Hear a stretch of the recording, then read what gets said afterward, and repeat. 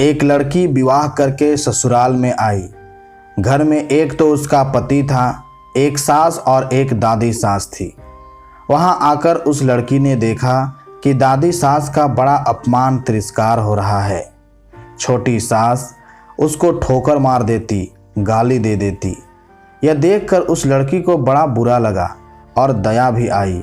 उसने विचार किया कि अगर मैं सास से कहूँ कि आप अपनी सास का तिरस्कार मत किया करो तो वह कहेगी कि कल की छोकरी आकर मुझे उपदेश देती है, गुरु बनती है। अतः उसने अपनी सास से कुछ नहीं कहा। उसने एक उपाय सोचा। वह रोज काम धंधा करके दादी सास के पास जाकर बैठ जाती और उसके पैर दबाती। जब वह वहाँ ज़्यादा बैठने लगी तो यह सास को सुहाया नहीं। एक दिन सास ने उससे पूछा कि बहू वहाँ क्यों जा बैठी। लड़की ने कहा कि बोलो, काम बताओ। सास बोली कि काम क्या बताएं, तू वहाँ क्यों जा बैठी। लड़की बोली कि मेरे पिताजी ने कहा था कि जवान लड़कों के साथ तो कभी बैठना ही नहीं, जवान लड़कियों के साथ भी कभी मत बैठना।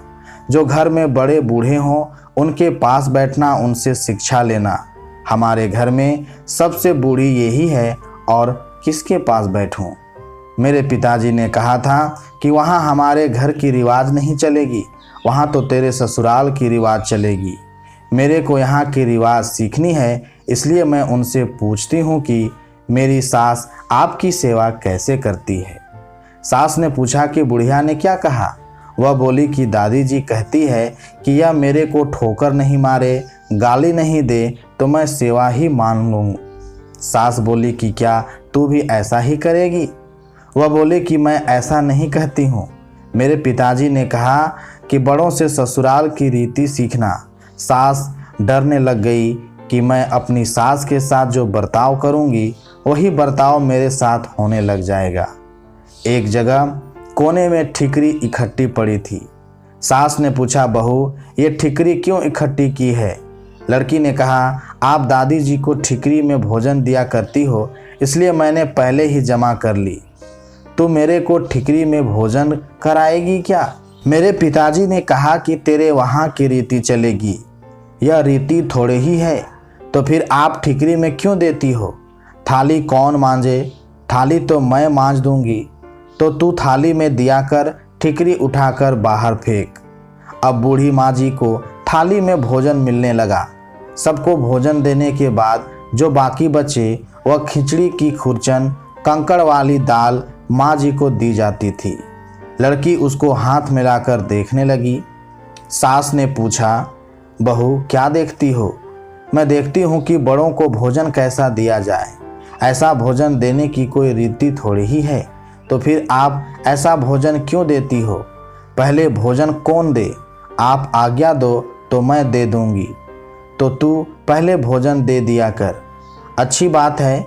अब बूढ़ी माँ जी को बढ़िया भोजन मिलने लगा। रसोई बनते ही वह लड़की ताज़ी खिचड़ी, ताज़ा फुल्का, दाल साग ले जाकर माँ जी को दे देती।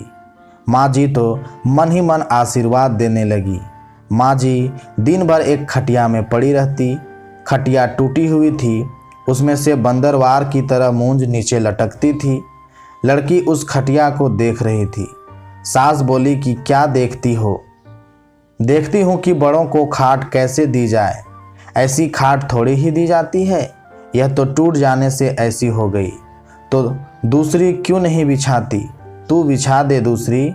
आप आज्ञा दो तो दूसरी खाट बिछा दूँ। अब माँ जी के लिए निवार की खाट लाकर बिछा दी गई। एक दिन कपड़े धोते समय वह लड़की माँ जी के कपड़े देखने लगी। कपड़े छलनी हो रखे थे। सास ने पूछा कि क्या देखती हूँ। देखती हूँ कि बूढ़ों को कपड़े कैसे दिया जाए। फिर वही बात, कपड़ा ऐसा थोड़े ही दिया जाता है, यह तो पुराना होने पर ऐसा हो जाता है। फिर वही कपड़ा रहने दे क्या, तू बदल दे। अब लड़की ने माँ जी का कपड़ा, चादर, बिछौना आदि सब बदल दिया। उसकी चतुराई से बूढ़ी माँ जी का जीवन सुधर गया।